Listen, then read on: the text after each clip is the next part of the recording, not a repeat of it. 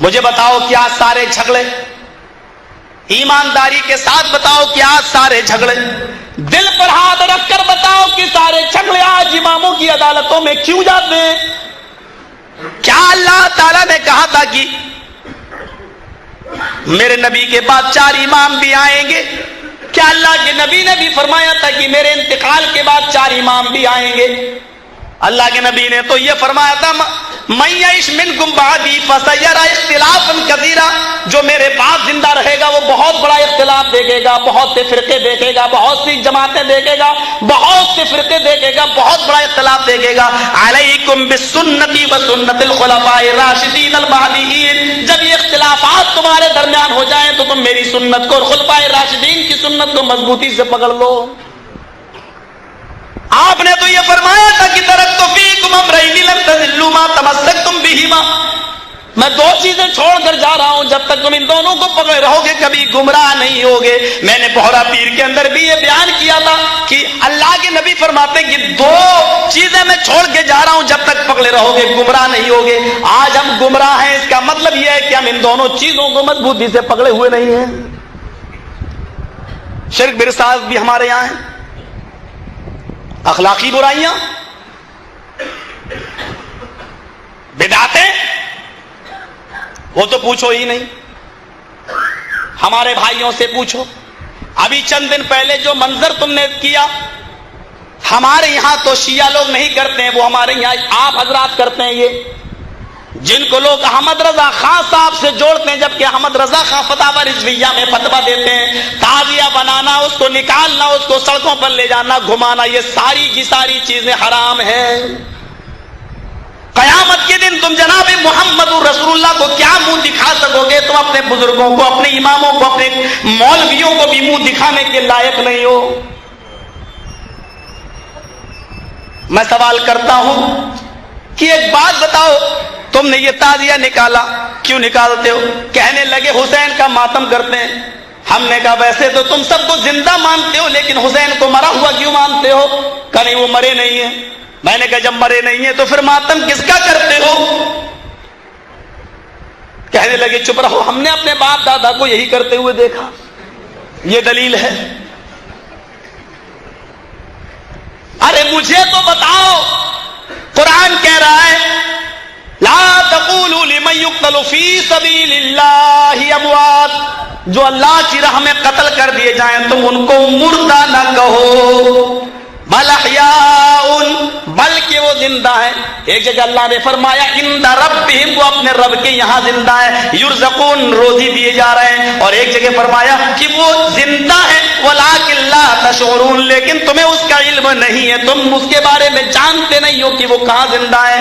چلو یہ تو کلیئر ہو گیا، جو اللہ کی راہ میں قتل کر دیا جائے مردہ ہے یا نہیں، یہ تو ایک اختلافی مسئلہ ہے، لیکن مردہ کہنے سے ہمیں روکا گیا ہے۔ اللہ نے یہ نہیں کہا کہ وہ مردہ نہیں ہے، اللہ نے یہ کہا کہ تم ان کو مردہ نہ کہو۔ لا تقولوا لمن يقتل في سبيل الله، تم ان کو مردہ نہ کہو۔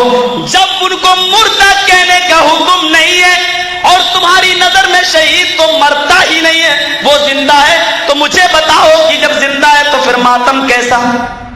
تم ماتم کر کے مردہ مان لو تو پکے مسلمان، اور ہم ان کو مردہ کہہ دیں تو ہم اسلام سے خارج ہو جاتے ہیں، ہم اسلام سے خارج ہو جاتے ہیں، ہم اسلام سے بے دخل ہو جاتے ہیں، ہم ملت اسلامیہ سے نکل جاتے ہیں، کیونکہ ہم نے ان کو مردہ مان لیا ہے۔ تم ان کو مردہ مان کر ماتم کرو تو سب جائز ہے، اگر زندہ ہے تو ماتم کیسا؟ زندہ ہے تو ماتم کیسا؟ اگر زندگی میں کسی کا ماتم کرنا جائز ہے تو تیرا باپ زندہ ہے، رو کر تو دکھا، تیری ماں زندہ ہے، ماتم کر کے تو دکھا، تیرا دادا زندہ ہے، ماتم کر کے تو دکھا۔ اپنے باپ کی زندگی میں ماتم کرے گا تو توہین ہوگی کہ باپ تو زندہ، لوگ کہیں گے ماتم کیوں کر رہا ہے؟ ارے زندہ کا بھی کئی ماتم ہوتا ہے، تجھے کوئی اور نہیں ملا تھا ماتم کرنے کے لیے؟ فاطمہ کا باپ اور اس کے نواسے ہی ملے تھے کہ وہ، اور قانون تو دیکھو، قانون تو دیکھو، یہاں حضرت حسین 10 تاریخ کو شہید ہوئے تو ان کا ماتم ہوگا، اور وہاں 12 ربیع الاول کو جناب محمد رسول اللہ کا انتقال ہوا تو وہاں جناب محمد رسول اللہ کی خوشی منائی جائے گی۔ غور طلب مسئلہ ہے یہ، یہاں تو 10 تاریخ کو شہید ہوئے حضرت حسین، الاول کو جناب محمد رسول اللہ کا انتقال ہوا تو وہاں خوشیاں منائی جا رہی، قمقمے جلائے جا رہے ہیں، لائٹیں جلائی جا رہی ہیں، اگربتیاں جلائی جا رہی ہیں، اور کہا جا رہا کہ آج کے دن جناب محمد رسول اللہ کا جنم ہوا، پیدائش ہوئی۔ پیدائش میں تو اختلاف ہے لیکن انتقال میں تو اختلاف کسی کا نہیں ہے۔ تم کہتے ہو 12 کو پیدا ہوئے، ہم کہتے ہیں 9 کو پیدا ہوئے، چلو 9 یا 12 میں سے کوئی ایک تو صحیح ہے۔ اختلاف پیدائش میں تو ہے لیکن انتقال میں تو اختلاف نہیں ہے۔ اور آپ کو ایک پوائنٹ کی بات بتاؤں، چلو میں نے مان لیا کہ 12 تاریخ کو پیدا ہوئے، چلو آپ کی بات سر آنکھوں پر، تو کبھی آپ نے اس حکمت پر بھی غور کیا کہ ایسا کیوں ہوا 12 ہی کو؟ آپ کو ایک پوائنٹ کی بات بتاؤں، اللہ کے نبی پیدا کس دن ہوئے؟ دن پیر، اور انتقال کس دن ہوا؟ پیر۔ پیدا بھی پیر کے دن ہوئے، انتقال بھی پیر کے دن ہوا۔ پیدا کس مہینے میں ہوئے؟ ربیع الاول۔ انتقال بھی کس مہینے میں ہوا؟ ربیع الاول۔ پیدا بھی 12 تاریخ کو ہوئے، انتقال بھی 12 تاریخ کو ہوا۔ آئے بریلوی کٹھ ملاؤ، کبھی تم نے غور بھی کیا ہے اس حکمت پر؟ 12 تاریخ کو آپ پیدا ہوئے پیر کے دن۔ پیر کے دن صرف میلاد ہی نہ بنانا، خوشیاں ہی نہیں منانا، یہ دن آپ کے انتقال کا دن ہے، اس کو بھی سامنے رکھنا۔ 12 ربیع الاول، اس مہینے کو صرف خوشی کا مہینہ ہی نہیں بنانا۔ اگر اس مہینے میں سورج چمکا تھا تو اسی مہینے میں سورج غروب بھی ہوا تھا، اس لیے خوشیاں اتنی نہ منانا کہ غروب ہونے کا، انتقال ہونے کا غم بھول جاؤ۔ 12 تاریخ کو بھی قمقمے اور لائٹ جلا کر اتنا خوش نہ ہونا کہ 12 ربیع الاول کو جناب محمد رسول اللہ کا انتقال ہوا۔ اس تاریخ میں امام حسین 10 تاریخ کو پیدا ہوئے تو تم شہادت مناتے ہو، ماتم کرتے ہو۔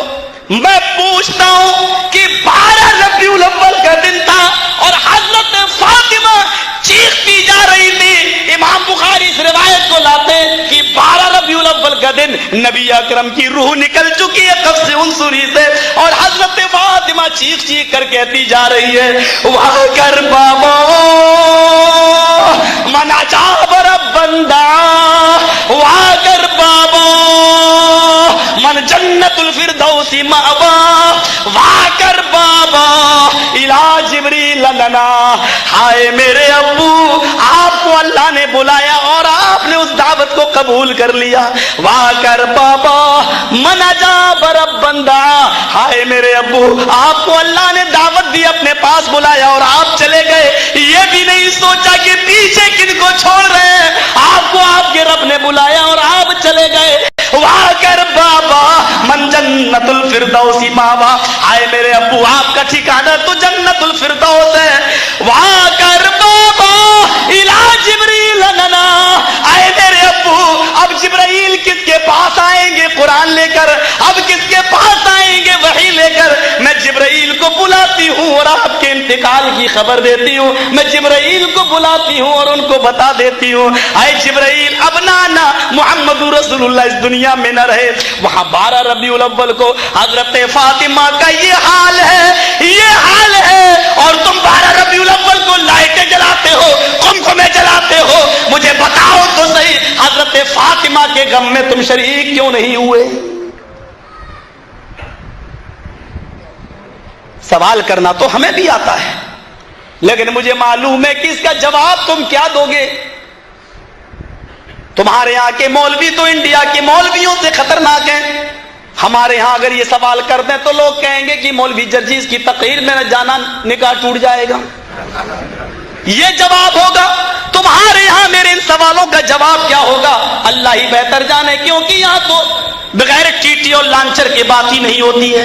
میں نہیں جانتا ہوں اس سوال کا جواب تمہاری نظروں میں کیا ہوگا، اللہ بہتر جانے، لیکن میرا سوال پھر بھی باقی رہے گا، میرے مرنے کے بعد بھی باقی رہے گا۔ مجھے اتنا بتا دو، امام حسین شہید ہوئے، ان کی شہادت کا غم تم آج تک منا رہے ہو، اس لیے کہ حسین کی بیوی نے منایا، حسین کے بیٹے نے منایا، تو تم آج تک منا رہے ہو۔ میں پوچھتا ہوں کہ محمد رسول اللہ کے انتقال کا غم ان کی بیٹی بنا رہی ہے تو تم کیوں نہیں بنا رہے ہو؟ ان کے غم میں تم شریک کیوں نہیں ہوئے ہو؟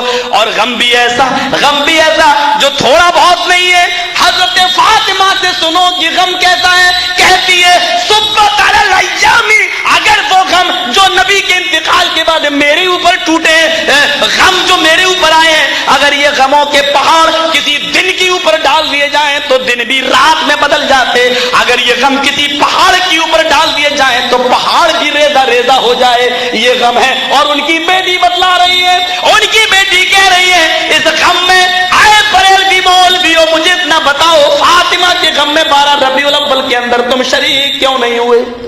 ہم اہل حدیثوں سے پوچھو گے تو ہمارے پاس تو ایک ہی جواب ہے، 3 دن سے زیادہ ماتم کرنا جائز ہی نہیں ہے، 3 دن سے زیادہ غم کرنا جائز بھی نہیں ہے۔ ہم تو ایک ہی جواب دیں گے، اور یہ طریقہ، یہ اصول بھی ہم نے سیکھا ہے تو جناب محمد رسول اللہ صلی اللہ علیہ وسلم کی تعلیم سے سیکھا ہے۔ تم تو مانتے ہی نہیں ہو، تم بتاؤ کہ تمہارا جواب کیا ہوگا؟ حسین کا ماتم اب تک کیے آ رہے ہو، حالانکہ وہ زندہ بھی ہے تمہاری نظروں میں، پھر بھی ماتم کرتے چلے آ رہے ہو۔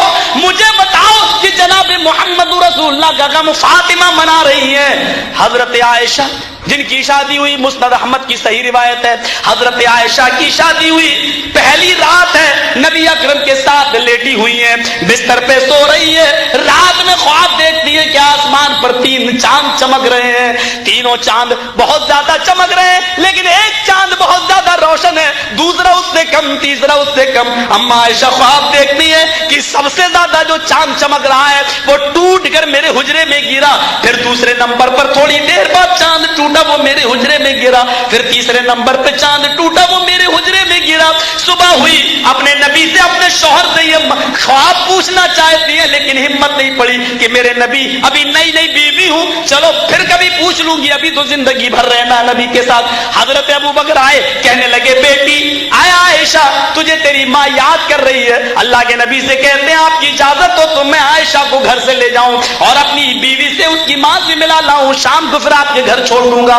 فرمایا آپ کی بیٹی بھی ہے، لے جاؤ۔ حضرت عائشہ کو لے گئے، حضرت عائشہ اپنی ماں اور باپ کے ساتھ کھانا کھا رہی ہیں اور کہتی ہیں ابو جان آپ کو بھی تو خواب کی تعبیر کا علم ہے، آپ ہی بتا دیجئے، آج کی رات میں نے خواب دیکھا ہے کہ سب سے زیادہ چمکنے والا چاند ٹوٹ کر میرے حجرے میں گرا۔ حضرت ابو بکر صدیق کی آنکھوں میں آنسو آ گئے، کہا عائشہ کیا تم نے اس خواب کو جناب محمد رسول اللہ سے بیان تو نہیں فرما دیا؟ فرمایا نہیں۔ کہا میری بیٹی نبی اکرم سے اس خواب کی تعبیر نہ پوچھنا، جب یہ تیرا خواب پورا ہوگا تو میں خود تجھے بتا دوں گا، میں تجھے بتا دوں گا۔ حضرت عائشہ جب اللہ کے نبی کے پاس آئی تو عمر تھی 9 سال، پھر خواب دیکھتی ہے 10 سال کی ہو گئی، 11 کی، 12 کی، 13 کی، 14 کی، 15 کی، 16 کی، 17 کی، اور جب 18 کی ہوئی تو جناب محمد رسول اللہ کا انتقال ہو گیا۔ 9 سے 18 سال، پورے 10 سال وہ جناب محمد رسول اللہ کی خدمت میں رہی، وہ بھی اس خواب کو بھول گئی کہ کب میں نے دیکھا تھا اور اس کا تذکرہ نہیں کیا۔ آج جناب محمد رسول اللہ کو دفن کیا جا رہا ہے، مٹی دی جا رہی ہے اور صحابہ کرام اس مٹی کو دینے کے بعد واپس آ جاتے ہیں۔ حضرت عائشہ صبح ہو کر بیٹھی ہوئی ہے، اپنے شوہر کی قبر کو دیکھ رہی ہے، اپنے پیارے سرتاج کی قبر کو دیکھ رہی ہے۔ حضرت ابو بکر صدیق اپنی بیٹی کے پاس آتے ہیں، بیٹی نے آنسو پوچھے، گویا کہ وہ اپنے باپ کو یہ بتانا چاہتی ہے کہ میں رو نہیں رہی ہوں، میں غم نہیں کر رہی ہوں۔ حضرت ابو بکر کہتے ہیں ہاں میری بیٹی کیا بات ہے؟ کہا کہ مجھے کچھ خوشیاں ملی ہیں۔ کہا کیا خوشیاں ملی ہیں عائشہ؟ کہا آئے ابو جان اللہ کے نبی کا انتقال پیر کے دن میری باری کا دن تھا، میری باری تھی، میری باری کے دن نبی کا انتقال ہوا، یہ مجھے خوشی ملی ہے۔ میرے نبی کی روح قبض سے انصری سے پرواز ہوئی، اس وقت آپ میری ران کے اوپر لیٹے ہوئے تھے، یہ خوشی مجھے ملی ہے۔ آپ نے مسواک کی، ٹائٹ تھی، میں نے اس کو اپنے دانتوں سے نرم کر دیا اور پھر میں نے اللہ کے نبی کو دے دی، آخری وقت میں میرا لعاب اللہ کے نبی کے لعاب سے مل گیا، یہ خوشی بھی مجھے ملی۔ فرمایا بیٹی یہ خوشیاں تجھے مبارک ہو، میں تو اپنا وعدہ پورا کرنے آیا۔ آج سے 10 سال پہلے جب تو کھانا کھا رہی تھی میرے ساتھ اور تو نے خواب بیان کیا تھا، میں نے کہا تھا کہ اللہ کے نبی سے خواب کی تعبیر نہ پوچھنا، جب یہ خواب پورا ہوگا تو میں بتا دوں گا۔ عائشہ تو نے اپنے نبی کے حجرے میں جو 3 چاند چمکتے ہوئے دیکھے تھے، سب سے زیادہ چمکنے والا چاند سب سے پہلے ٹوٹ کر تیرے حجرے میں گرا۔ عائشہ یہ وہی چاند تھا جناب محمد رسول اللہ صلی اللہ علیہ وسلم جو ٹوٹ کر تیرے حجرے میں گرا۔ اب تو اپنی نظروں سے دو چاند اور دیکھے گی جو تیری زندگی میں ٹوٹیں گے اور اسی حجرے کے اندر دفن ہوں گے۔ جہاں غم کا یہ عالم تھا، جہاں غم کا یہ عالم تھا، میں پوچھنا چاہتا ہوں تم سے کہ تم حضرت عائشہ کے اس غم میں شامل کیوں نہیں ہو؟